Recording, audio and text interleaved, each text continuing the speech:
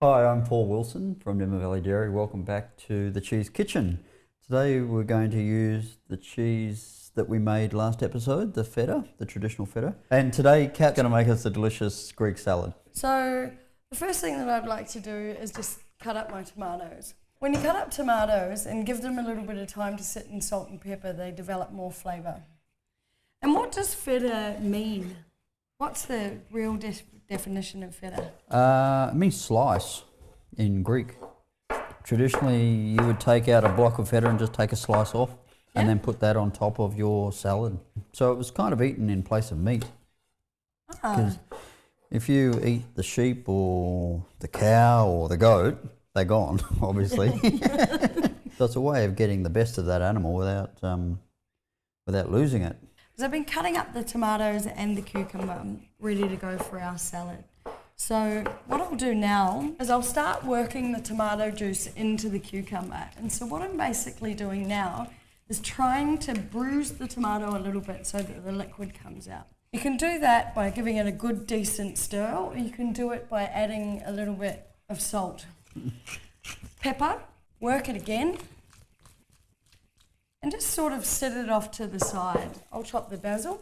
Traditionally, I think Greeks just use oregano, but I like to use a little bit of basil.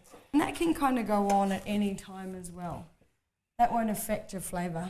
So then we get our oregano, give that a fine slice as well. Now these are fresh herbs. Can you use dried basil and dried oregano? You can use dried herbs if you'd like to, but I like fresh herbs for their subtlety.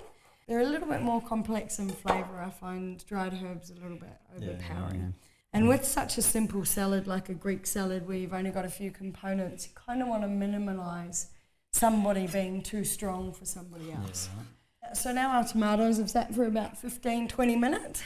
Get them working again, and you can hear that noise that some of the liquid started to finally leach out of it. And you can also see in the bottom there's a nice pool of the tomato juice coming out of it. What I like to do here is start my dressing. So instead of making a dressing on the side, I like to make it in the bowl. So a good slug of olive oil, and do the same thing again, or just stir if you feel more comfortable. And now you'll kind of watch that liquid in the olive oil emulsify into a dressing. A little bit of red wine vinegar.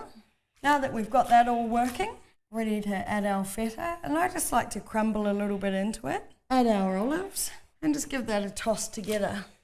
Now this is my favourite part, is when you're popping it into the bowl, leave the juice a bit aside for yourself, and you can see all that beautiful liquid in the bottom there. I like to mop that up with a bit of toast. Oh.